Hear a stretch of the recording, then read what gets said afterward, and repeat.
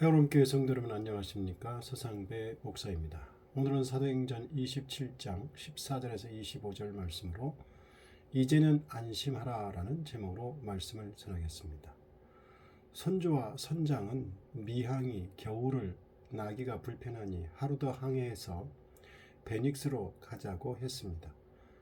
그러나 바울은 하물과 배만 아니라 276명의 생명도 매우 위험하니 불편하더라도 더 이상 항해를 하지 말자고 권고했습니다.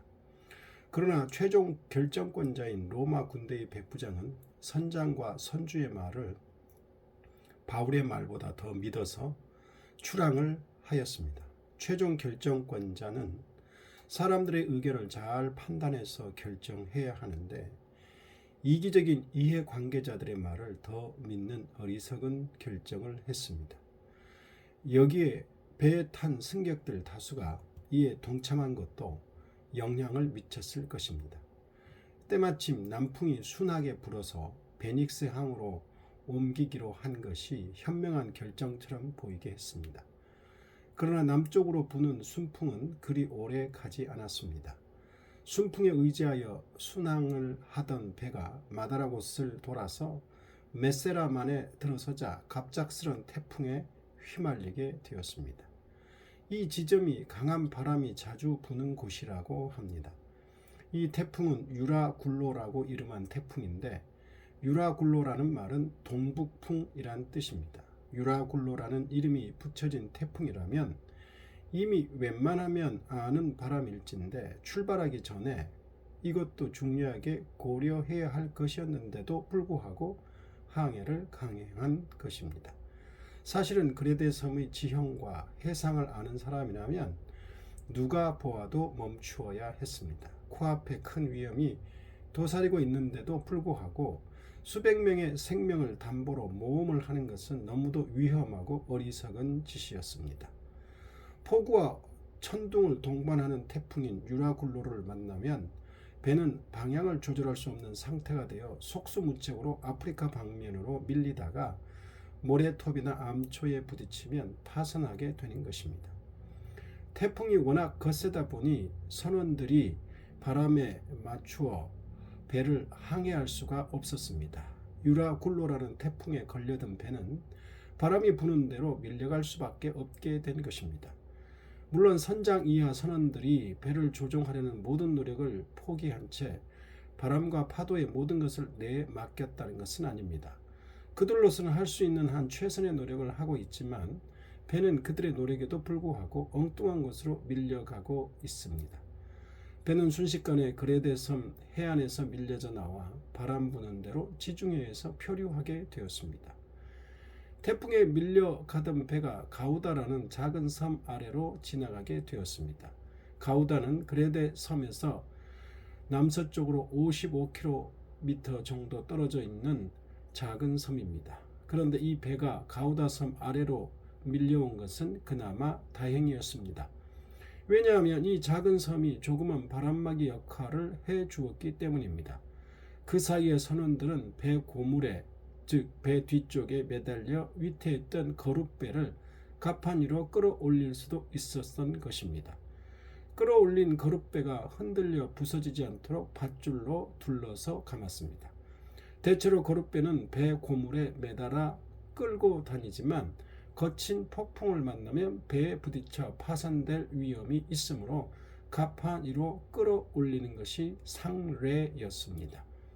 이 거룻배는 본선이 암초에 걸려 파손하게 될 경우 항구시설이 없는 곳에 비상 상륙을 해야 될 경우에 필수적인 것이기 때문입니다. 그런데 선원들이 가장 크게 걱정한 것은 배가 스르디스, 모래톱에 걸리는 것이었습니다.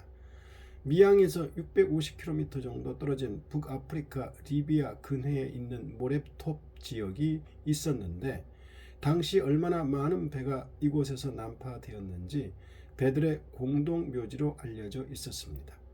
선원들은 강력한 유라굴로 태풍에 휩쓸려 가다가 이 모래톱에 걸릴 것을 걱정했습니다. 배의 선원들은 배가 비록 모래톱에서 멀리 떨어져 있지만 여러 날 계속되는 태풍으로 인해 그곳으로 떠밀려 가는 것을 최대한 억제하기 위해 돛을 내리고 닻을 내리는 등 할 수 있는 모든 조처를 취하였습니다. 태풍에 밀려가기 시작한 이튿날이 되었습니다. 폭풍이 조금도 약화될 조짐을 보이지 않고 오히려 더욱 심해지자 선원들은 다음날 배를 가볍게 하기 위해 짐을 바다에 버릴 수밖에 없었습니다. 여기서 버린 짐은 곡물이 아니라 수화물을 먼저 버린 것으로 보입니다. 많은 짐을 버렸음에도 불구하고 상황은 나아지지 않았습니다. 다음 날은 배의 기구를 버려야 했습니다. 짐과 배의 기구들을 버리는 목적은 배를 가볍게 하려는 것입니다. 왜냐하면 바닷물이 배 안으로 들어왔기 때문입니다. 항해를 멈추자고 한 바울의 권고를 무시한 혹독한 대가를 배 안의 모든 사람들이 치르고 있습니다. 이미 위험이 도사리고 있는 줄을 알면서도 사람들의 목숨을 담보로 자신들의 이기적인 이해를 위해 감행한 대가를 혹독하게 치르고 있습니다. 결국 살기 위해 자신들의 손으로 물건들을 하나둘 바다에 버리고 있습니다. 특히 배의 기구들은 선원들에게 있어서 생명처럼 소중한 것들인데 자신들의 손으로 버려야만 했습니다. 이후에도 여러 날 동안 큰 풍랑이 계속 배를 몰고 다녔습니다. 이 기간의 낮에는 해가 보이지 않았고 밤에는 별도 보이지 않았습니다. 선원들은 해와 달과 별을 보아야 배의 현재 위치와 가는 방향을 알 수 있는데 어디에 있는지 또 어디로 가는지 전혀 알지 못한 채 태풍에 끌려다니고 있었습니다. 즉 배는 방향 감각을 상실한 채 절망적인 표류를 하고 있었습니다. 배는 이제 언제 어디서 암초를 만나거나 모래톱에 걸려 파손될지 예측할 수 없기 때문에 죽음의 자신을 그대로 내맡기는 무방비 상태와 마찬가지였습니다. 이러한 상황에서 그들은 살아 돌아갈 희망을 상실하게 되었습니다. 그래서 누가는 구원의 여망마저 없어졌더라라고 말합니다. 선장과 선주 이하 선원들은 전문가로서 자기들이 할 수 있는 모든 것을 다 했으나 어떻게 할 수 없는 악촌 속에서는 절망뿐이었습니다. 스스로 절망을 느끼고 포기한 상황이 된 것입니다. 바로 이때 바울이 다시 앞장섭니다. 바울은 먼저 자기 말대로 미항을 떠나지 않았더라면 이런 일을 겪지 않아 좋을 뻔했다고 말합니다. 바울은 그들이 자기 말을 듣지 않은 것을 비난하고자 이런 말을 하는 것이 아닙니다. 그는 신뢰성을 확보함으로써 지금부터 하는 말을 그들이 귀담아 들어주기를 바라는 마음에 그런 말을 한 것입니다. 모든 사람들이 절망하여 포기한 상태에서 바울은 다시 앞장선 것입니다.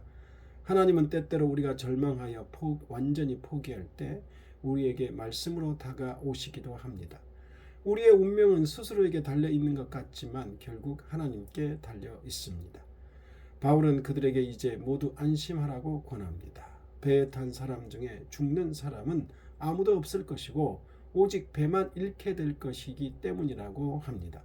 바울이 이렇게 장담하는 근거는 그가 섬기는 하나님의 사자가 전날 밤에 그를 찾아와 바울아 두려워하지 말라. 내가 가이사 앞에 서야 하겠고 또 하나님께서 너와 함께 항해하는 자를 다 내게 주셨다고 하신 말씀 때문이라는 것입니다. 우리는 이 부분에서 많은 것을 알아야 합니다. 먼저 바울의 말입니다. 이제는 안심하라. 너희 중 아무도 생명에는 아무런 손상이 없겠고 오직 배뿐이리라. 바울은 먼저 절망 중에 모든 것을 포기하고 불안해하는 사람들에게 안심하라고 합니다. 모든 사람이 절망 중에 있을 때 바울은 희망을 말하며 안심하라고 합니다.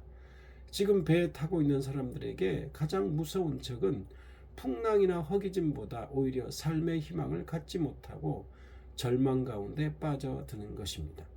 우리는 삶의 고난과 어려움 속에서 실패 속에서 희망을 갖지 못하고 절망 속에서 헤어나지 못할 때가 있습니다. 그때 우리에게 말씀으로 다가오시는 하나님의 음성을 들을 기회가 있습니다. 하나님의 말씀을 듣고 믿는 믿음이 있어야 합니다. 왜냐하면 바울이 한 말은 모순되게 들을 가능성이 많기 때문입니다. 너희 중 아무도 생명에는 아무런 손상이 없겠고 오직 배뿐이니라. 대개 태풍 가운데서 배가 파손하면 누군가는 죽을 수밖에 없습니다. 그런데 배가 파손될 것이지만 아무도 생명에는 아무런 손상이 없을 것이라는 말을 믿기가 어렵습니다. 배가 파손되지 않는다고 하면 말이 되는 것 같은데 바울의 말은 믿기가 어려운 내용입니다. 하나님은 바울을 통해 그렇게 말씀하였습니다. 하나님의 말씀은 때때로 인간의 한계를 뛰어넘는 내용을 언급하실 때가 있습니다. 그럴 때 우리의 믿음이 절실히 요구됩니다. 우리 스스로 뛰어넘을 수 없는 삶의 고난이나 환난, 문제가 계속될 때 하나님의 말씀을 온전히 믿을 수 있는 믿음이 우리에게 있기를 바랍니다. 내 생각과 다르고 내가 생각할 때 불가능한 일 같지만은 앞뒤가 안 맞는 합리적인 말이 아닌 것 같지만 하나님의 말씀이라면, 성경에 있는 말씀이라면 믿을 수 있는 믿음이 우리에게 절실히 요구됩니다. 기도하겠습니다. 하나님 아버지, 도저히 있을 수 없는 일 같지만 하나님이, 전능하신 하나님이 말씀을 하시면 하나님의 말씀을 전적으로 믿을 수 있는 믿음을 우리에게 주시옵소서. 내 생각으로 아무리 계산하고 따져봐도 안 될 것 같은데 하나님이 하신다고 하면 그 말씀을 믿고 순종하고 붙들게 해 주시옵소서. 예수님 이름으로 기도드립니다. 아멘.